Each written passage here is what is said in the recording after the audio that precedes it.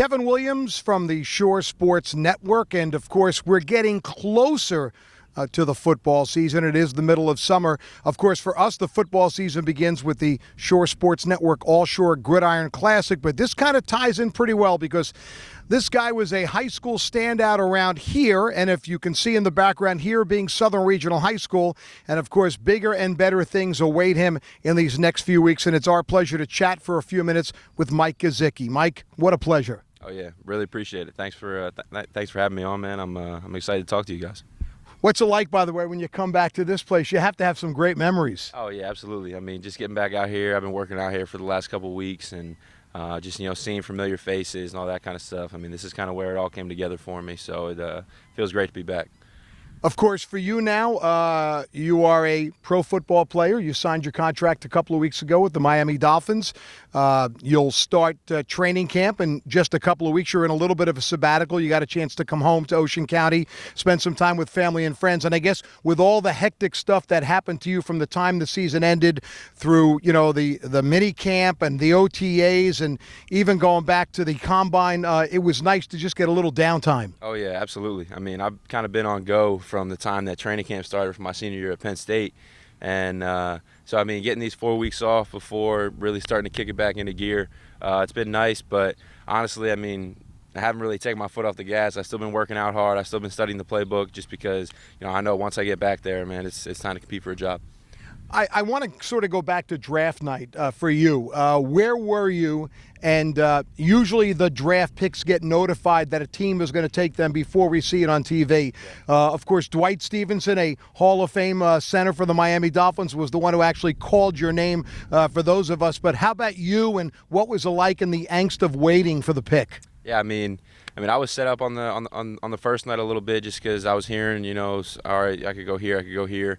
And then, that didn't, go as I was told and things like that. But that's just how the draft process goes, man. So I was just having fun with it. I've been waiting my whole life for it. So I wasn't going to, let, one thing, knock me down or anything like that. And then, ultimately I didn't have to wait too long on day two. And, I was hearing a couple different teams, and Miami, they gave me a call, and that said Fort Lauderdale, Florida on my phone, and I'm sitting at my house and with my closest friends, family, my girlfriend was down. I mean, everybody, the people closest to me were there, and you could just see the pure excitement and joy in everybody's face, man. It was a really cool experience. Were you surprised at all it was Miami? No, they brought me down on a 30 visit throughout the draft process. I went down there and met with their coaches, and they kind of see how fast you can pick up the offense, and just obviously not the whole thing, but just some little things, just seeing how you are as a learner, and I feel like I fit well in that system. So I definitely knew that Miami was one of the teams that I could go to. And, of course, we read and hear a little bit about it, but the process itself for a player like you, for the rookies, guys waiting, it's pretty intense, the stuff you go through from the time of the combine to the draft itself. More so, were you prepared for that? Yeah, absolutely. Going to Penn State, we were, fortunate enough to be able to send guys to the NFL, each and every year, and guys that I'm close to, like Jesse James, Chris Godwin, Christian Hackenberg, guys that went through it before me. So I made sure I got on the phone with them and kind of asked them some questions. Hey man, like, how's the process? What are they going to ask me? How did this go? How did that go? So this way, when I went through it, I wasn't too surprised, and there was no curveballs or anything like that. So let's go back a little bit in time to Penn State. When you were here at Southern, you were obviously very highly recruited in multiple sports, 3 sports standout. And you had certainly plenty of choices. The Penn State choice, you played right away as a freshman. You were a 4-year letterman.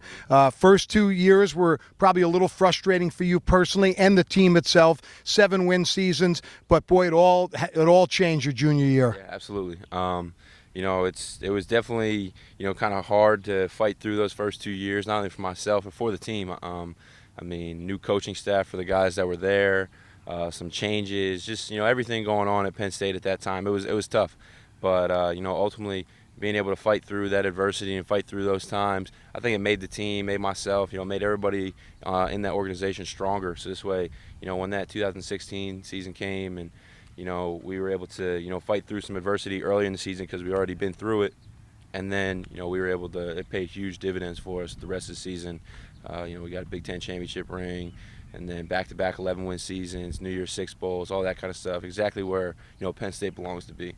And it had to be a real thrill to be part of that, to see that program go from where it was just on shaky grounds early to leaving now where, listen, you guys lost a great senior class. There's a guy named Barkley who got a lot of publicity. Yep. You mentioned some of the guys, Hamilton. Yet everyone is still talking about Penn State now. They're going to be a good team again next year. The recruiting has been off the charts, and you were kind of all part of that. Yeah, absolutely. It's cool to be a part of that and to kind of be part of that class and those classes that kind of kept Penn State afloat and then got Penn State back to where it needs to be. So this way now, these recruits that are committed to Penn State now, now it's easy, man. It's like, oh, Penn State offer, I'm going to Penn State. So it's definitely cool to see that now from the outside looking in. And, I can't wait at some point in my career to get back to Happy Valley and watch a game. Of course, you had a lot of fun on the field at Penn State, and we know about the touchdown celebrations, lifting the players, some great highlight videos from that. Now you go to the NFL, and and you haven't had game experience yet, but you've been through the OTAs, the rookie, and all of that.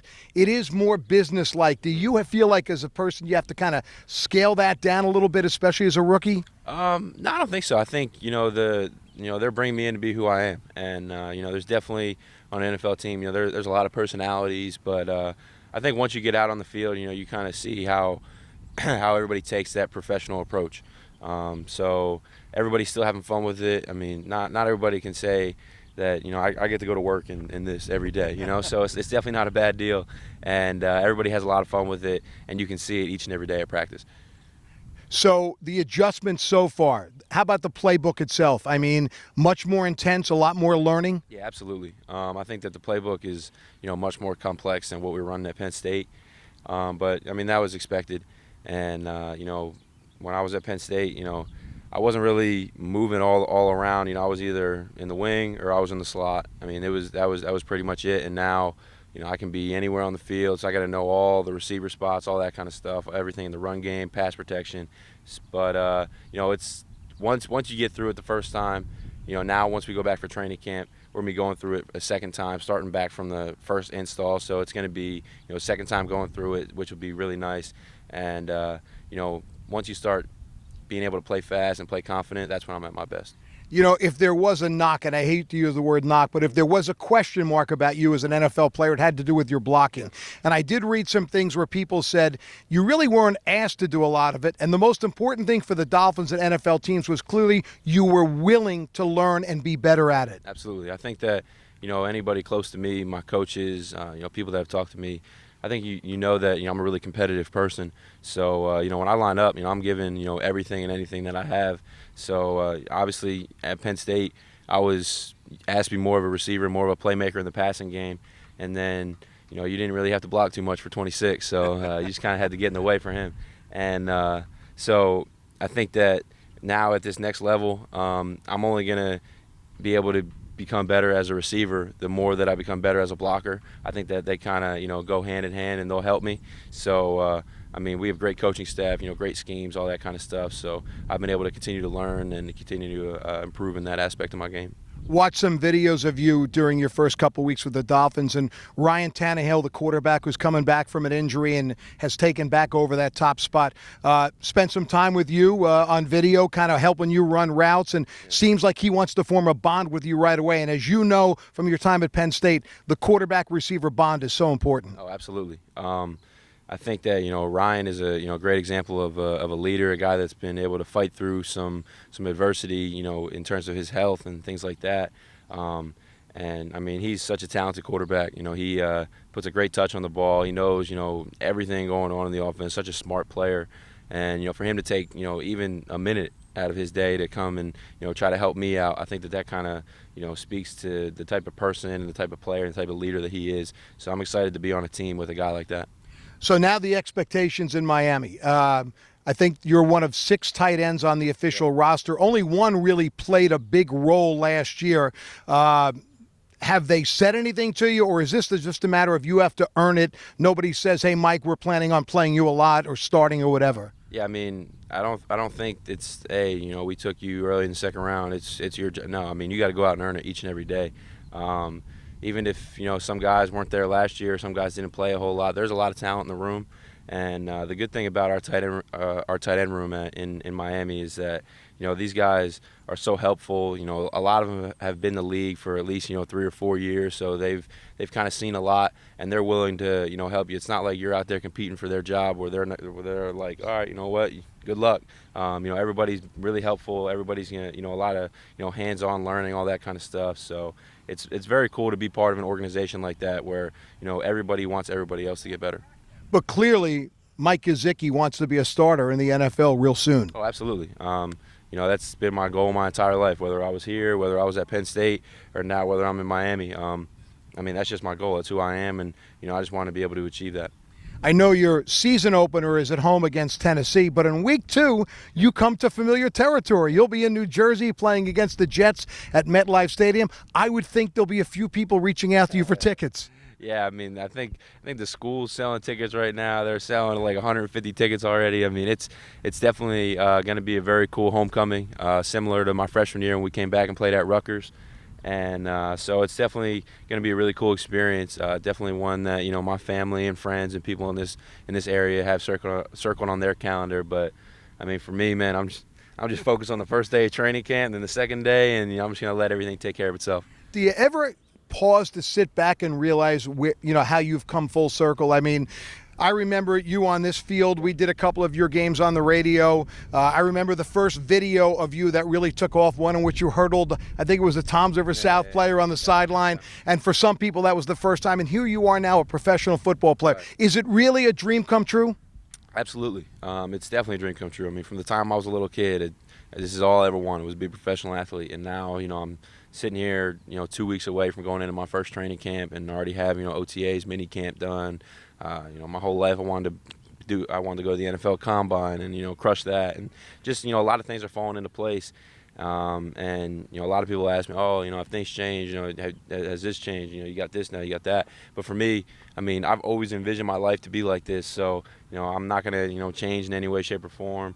I'm going to stay true to, who I am and, what has gotten me to where I am today, just because I think that that's a formula that has worked for me.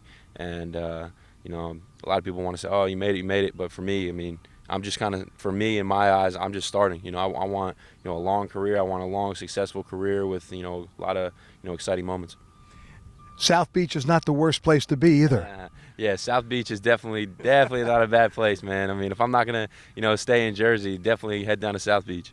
How about just one last thing, the people who have helped get you here? I know you have a very close-knit family, your mom, dad, and sisters, but there are people along the way who helped Mike Gesicki where he is today. Yeah, absolutely. It's definitely tough to, name them all, but, between my coaches here, whether it was football, basketball, or volleyball, whether it was, Coach Donahue, senior or junior, basketball coach Eric Fierro, volleyball coach Maxwell. Everybody kind of played their role in the different seasons to help mold me into the athlete that I am. And then when I got to college, my tight end coach for the last 2 years at Penn State, Ricky Ronnie, he played a major role. Definitely a bigger role than I think he even knows, honestly, in helping me get to where I am today. And Coach Franklin, Coach Moorhead, those guys were awesome. And and then obviously my family, my friends, my girlfriend, everybody that's kind of stayed close to me throughout, from the time I got to Penn State till the time to where I am now. So it's kind of cool to see everything come full circle and have that journey, and then have those people that have stuck with me the entire way. So it's very cool. You were a 3-sport standout in high school. I guess you made the right choice on what sport to play in college. Yeah, I definitely miss basketball every damn day, man. I loved playing basketball when I was in high school, but I saw my potential, and had some people talk to me, and now I'm living out my dream playing football in the NFL. So it was Mike Gesicki, Southern Regional High School, Mike Gesicki, Penn State University, and now it's Mike Gesicki, Miami Dolphins. Sounds pretty good. Yeah, definitely not a bad deal, man. I'm very excited for the future, and really excited to get this thing rolling. I appreciate you spending some time with us, and we wish you the best. We'll certainly follow you along the way. Awesome. Thank you very much. Kevin Williams and Mike Gesicki for Shore Sports Network. Of course, stay with us all season long. Football right around the corner.